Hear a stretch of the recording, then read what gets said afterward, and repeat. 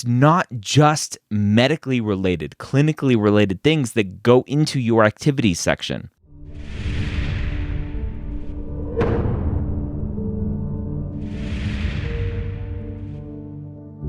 The Old PreMeds Podcast, session number 311.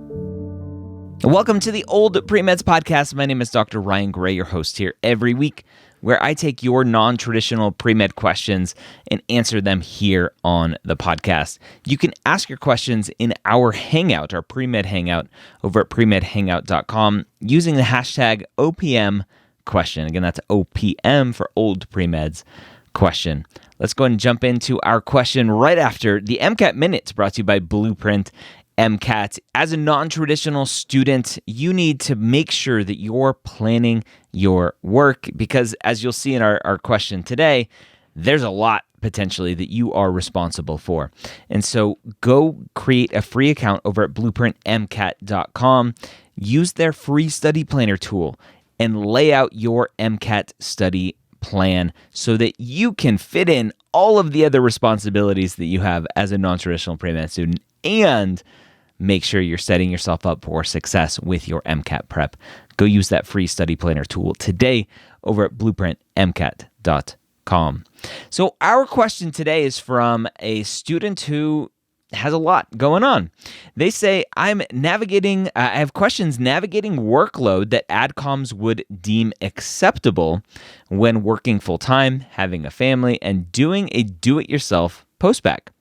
Also, how far back can we include activities as a non-trad?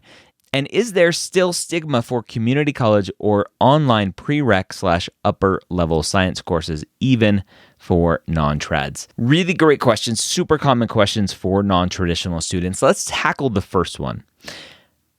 AdComs care about what you are doing, typically when you are doing all of your things. So if you have a 4.0 GPA, and you're taking 12 credits, which is barely full-time, and you're not doing anything else, the AdComs can see that, and they're going to ask themselves and potentially you, hey, why weren't you doing anything else? What's going on here? Which is why it's very important as a non-traditional student to understand that it's not just medically related, clinically related things that go into your activities section. If you were a manager at Walmart, I bring this one up all the time because literally I had a student who was a manager at Walmart and just left it off his application because he's like, well, it's not related to healthcare or medicine or whatever, so I'm not going to put it on. I was like, no, like that's not how we play this game. So you need to put all of your, including non-clinical activities in your application so that the AdComs can see what you're doing with your time. Now, it's much harder when part of that time is being a parent, being a spouse, being an adult with all of your responsibilities, taking care of the house, whatever you're doing. It's harder to quantify those things. If you're part of the PTO or PTA, or you do other things related to being a parent, then it may be easier to see that, oh, this person is a parent, they have other responsibilities. You potentially can talk about things in your activities section to show that you're navigating these waters as a parent, as a spouse, as a whatever. But yes, AdComs can see what else is on your plate that may take away time that a quote-unquote traditional pre-med student may be filling with research and clinical and shadowing and volunteering at the soup kitchen and all of those things. AdComs can see that. So your job as an applicant to medical schools is to paint the fullest picture possible when applying so that AdComs can see everything that you're up to and let them decide if they're going to accept the fact that you have less time, less experiences, whatever, because you're a non-traditional student and you've been doing these other things. Some schools will be perfectly fine with it. Other schools won't be. You can't play that game to figure out which schools are going to be okay with it. You just have to apply and hope that the schools that you're applying to, some of them at least, will be okay with it. That's just the name of the game. So a follow-up question here is, how far back can we go with activities?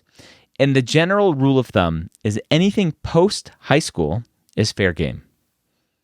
That's the general rule of thumb. Now, if you started something in high school and you continued it in college and whatever, then sure, maybe you can put your start date while you were still in high school. But general rule of thumb, anything post high school. Now, some people will say anything post the start of college, but I generally disagree with that. Anything post high school, you're good. The last question here. Is there still a stigma for community college and or online prereqs or upper division, upper level courses? Yes, there is. I just ran into it recently. I had a student email me a conversation that they had with a medical school. I won't name them right now, but I'll call them out later on. And they basically said, we consider the rigor of your undergraduate institution, the rigor of the coursework as part of our decision process. When specifically the student specifically asked community college, they just rehashed the same kind of party line of, we consider the rigor of your courses, blah, blah, blah. So there's still some stigma out there. It is what it is. I talk to plenty of students who go to community college for post-bac work, for the majority of their undergrad work, whatever it may be, and they get in, they do just fine. So my answer always is, do what works best for you, your schedule, your family, your finances, whatever. And the schools that will be okay with it will be okay with it. The schools that won't be. But you can't change everything about your life to appease one school out there that said, ooh, we don't like community college classes. So that's my general answer for those questions. Hopefully this was helpful. Again, if you want to ask questions, our new place is the PreMed Hangout. Use the hashtag OPM question and we'll find it and we'll hopefully answer it here on the podcast. I hope you have a great week. Don't forget to go check out blueprintmcat.com.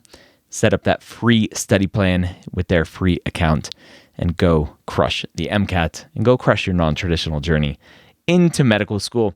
And don't forget to come back and tell us that you got in, and we will hopefully bring you on the PreMed years or Mission Accepted or somewhere else and share your story to encourage others. Hope you have a great week. We'll see you next time here on the Old PreMeds Podcast.